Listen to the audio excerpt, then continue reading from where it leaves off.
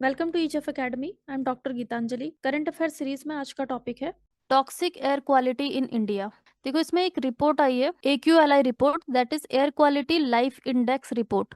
और इस रिपोर्ट को डेवलप किया है किसने? एनर्जी पॉलिसी इंस्टीट्यूट, जो कि है यूनिवर्सिटी ऑफ शिकागो। इनकी रिपोर्ट के अकॉर्डिंग इन्होंने बताया कि जो एयर पोल्यूशन है वो इंडिया में लगभग 3.5 ईयर्स की लाइफ को कम कर रहा है हर एक इंसान के, क्योंकि हमारे इतना एयर पोल्यूशन बढ़ चुका है और वो एयर पोल्यूशन हमारी हेल्थ को इतना इम्पैक्ट कर रहा है कि वो हमारे ओवरऑल लाइफ में से 3.5 ईयर्स का जो लाइफ है उसको कम कर रहा है। तो air pollution, Indians breathe toxic air 8 times more dangerous compare to WHO standard. देखो, WHO ने जो स्टैंडर्ड दिए हुए हैं उससे 8 टाइम्स ज्यादा पॉल्यूटेड है इंडिया की एयर।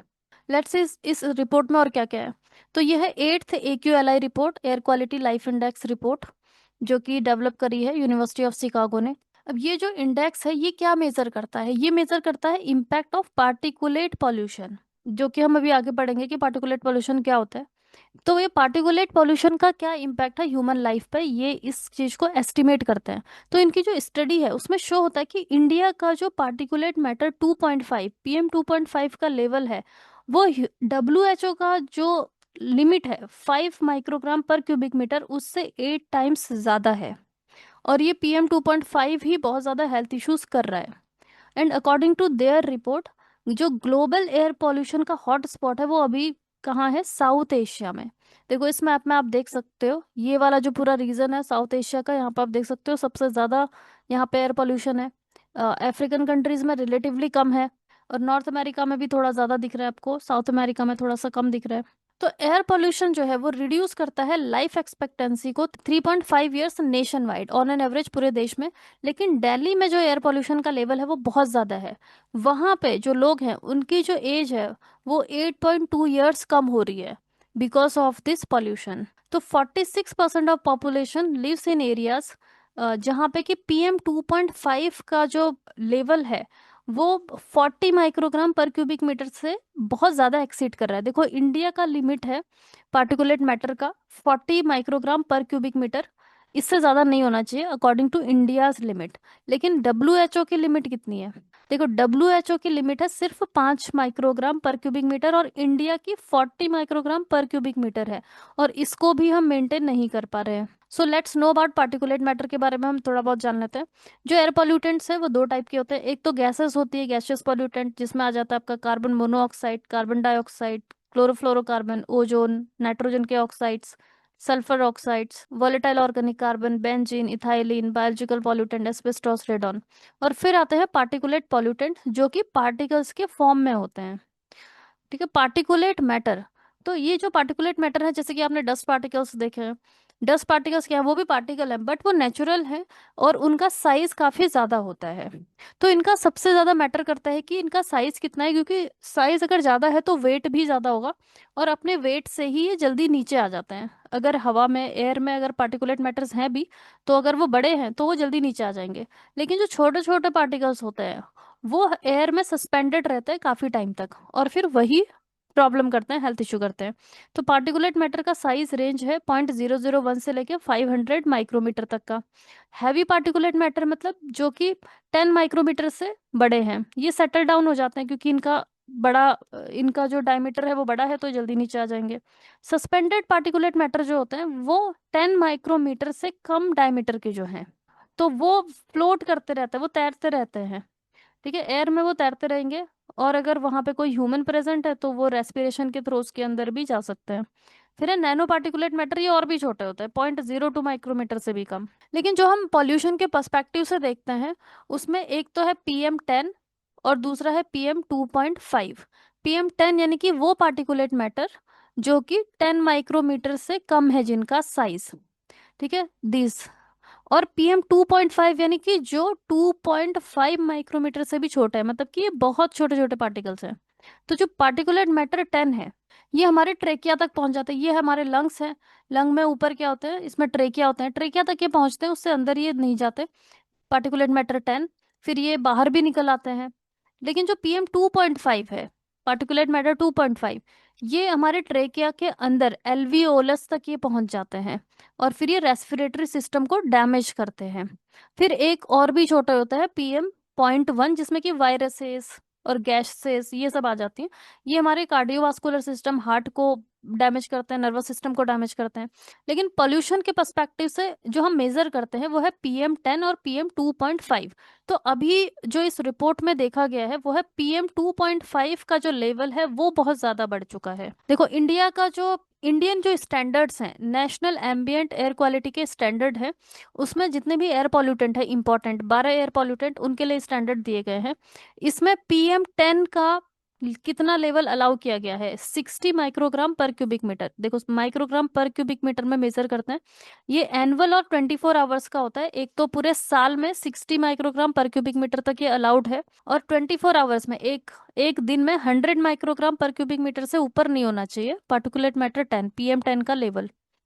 फिर दूसरा है PM2.5। देखो, इसका कम है स्टैंडर्ड, इसलिए क्योंकि ये ज्यादा हार्मफुल होते हैं, इसलिए इनका जो अमाउंट है उसको कम अलाउ किया गया है। 40 एनुअल जो है 40 माइक्रोग्राम पर क्यूबिक मीटर, और 24 आवर्स का स्टैंडर्ड है 60।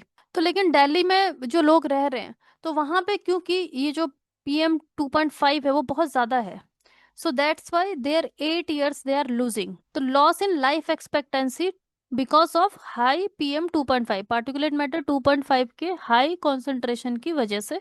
क्योंकि PM2.5 जो है globally the highest in NCR, जो दिल्ली का NCR रीजन जो है, वहां पे सबसे ज्यादा PM2.5 पाया गया है globally according to this report. अब ये जो रिपोर्ट है इसमें उन्होंने एनालिसिस किया है 2023 का जो एयर क्वालिटी डेटा है उसके बेसिस पे उन्होंने अपनी रिपोर्ट दी है। जो एवरेज इंडियन है उसकी लाइफ में से 3.5 ईयर्स कम हो रहे हैं एयर पॉल्यूशन की वजह से, और दिल्ली में जो रहने वाले जो रेसिडेंट्स हैं उनकी लाइफ से 8 ईयर्स कम हो रहे हैं। तो इंडिया में जो पार्टिकुलेट कॉन्सेंट्रेशन है 2023 का PM2.5 वो कितना है? वो पाया गया था 41 माइक्रोग्राम पर क्यूबिक मीटर, जो कि WHO की गाइडलाइन से 8 टाइम्स ज्यादा है। WHO कितना अलाउ करता है?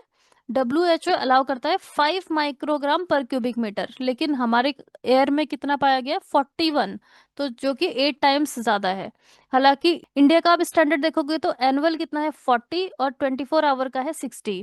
एंड WHO का एनुअल है 5 माइक्रोग्राम पर क्यूबिक मीटर, और जो 24 आवर्स का है 15 माइक्रोग्राम पर क्यूबिक मीटर। तो ऑलरेडी जो WHO का जो सजेस्टेड स्टैंडर्ड है उससे ज्यादा ही स्टैंडर्ड ऑलरेडी गवर्नमेंट ने किया हुआ है, लेकिन उसके बावजूद भी वो भी हम अचीव नहीं कर पाते। 41 माइक्रोग्राम पर क्यूबिक मीटर से ऊपर 2.5 यहाँ पे एनुअल पाया गया है, तो जिसकी वजह से कि हेल्थ इश्यूज हो रहे हैं। बिकॉज इंडिया का जो एयर क्वालिटी है वो ऑलरेडी बहुत ज़्यादा खराब है, इसके लिए गवर्नमेंट ने उसको इम्प्रूव करने के लिए लॉन्च किया था 2019 में नेशनल क्लीन एयर प्रोग्राम।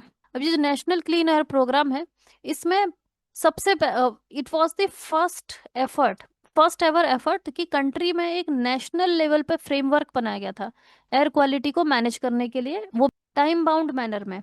इसमें इन्होंने 102 सिटीज ली थी, non attainment city. Non attainment city का मतलब जहाँ पे कि बहुत ज्यादा पुअर एयर क्वालिटी है, जैसे कि दिल्ली, वाराणसी, भोपाल, कोलकाता, नोएडा, मुजफ्फरपुर, मुंबई, इन सभी जगहों पे बहुत ज़्यादा पॉल्यूशन है।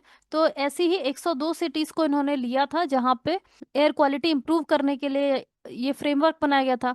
अब इसमें करना क्या था? इसमें इसका टारगेट था 20 से 30% रिड्यूस करना था PM2.5 और PM10 2024 तक का। तो इनका भी फोकस क्या था? पार्टिकुलेट मैटर को ही कम करने पे फोकस था। ठीक है, तो जो अभी रिसर्च है, इनकी जो रिपोर्ट आई है उसके हिसाब से जो नेशनल क्लीन एयर प्रोग्राम है ये काफी सक्सेसफुल रहा है। ठीक है, इसके इम्प्लीमेंटेशन के बाद में जो एवरेज लाइफ एक्सपेक्टेंसी है उसमें 6 मंथ इंक्रीज हुए हैं, स्पेशली जहाँ पे जो नॉन अटेनमेंट सिटीज है। क्योंकि ये कहाँ पे लागू किया गया था? इसको नॉन अटेनमेंट सिटीज में ही इम्प्लीमेंट किया गया था एयर क्वालिटी इस नेशनल क्लीन एयर प्रोग्राम को। इन नॉन अटेनमेंट सिटीज में पॉल्यूशन का लेवल जो है 10% रिड्यूस भी हुआ है एज कम्पेयर टू 2017 के लेवल से। लेकिन इस रिपोर्ट में ये पाया गया कि साउथ एशिया जो है वर्ल्ड का मोस्ट पॉल्यूटेड रीजन है। दिस रीजन स्पेशली यहाँ पे जो पार्टिकुलेट मैटर है वो उसका पॉल्यूशन बहुत ज्यादा है, जिसकी वजह से कि जो कि थ्रेट बन रहा है लाइफ एक्सपेक्टेंसी के लिए। स्पेशली जो कंट्रीज हैं जैसे बांग्लादेश है, इंडिया है, नेपाल, पाकिस्तान, ये मोस्ट पॉल्यूटेड है साउथ एशिया में। यहाँ पे लोगों के हेल्थ पे बहुत इम्पैक्ट पड़ रहा है, स्पेशली पार्टिकुलेट पॉल्यूशन की वजह से। इस डायग्राम में भी आप देख सकते हो, देखो साउथ एशिया जो है, यहाँ पे जो पार्टिकुलेट मैटर है उसका पॉल्यूशन बढ़ते ही जा रहा है। चाइना में पहले पॉल्यूशन का लेवल ज्यादा था पार्टिकुलेट, अब इन्होंने काफी कम कर दिया है। ग्लोबली आप देखो तो ग्लोबली थोड़ा बहुत स्टेबल है। साउथ ईस्ट एशिया में भी कम है, सेंट्रल एंड वेस्ट अफ्रीका में कम है, मिडिल ईस्ट में कम है, लैटिन अमेरिका में कम है। देखो यूरोपियन यूनियन और यूएसए में पार्टिकुलेट मैटर का लेवल काफी कम है।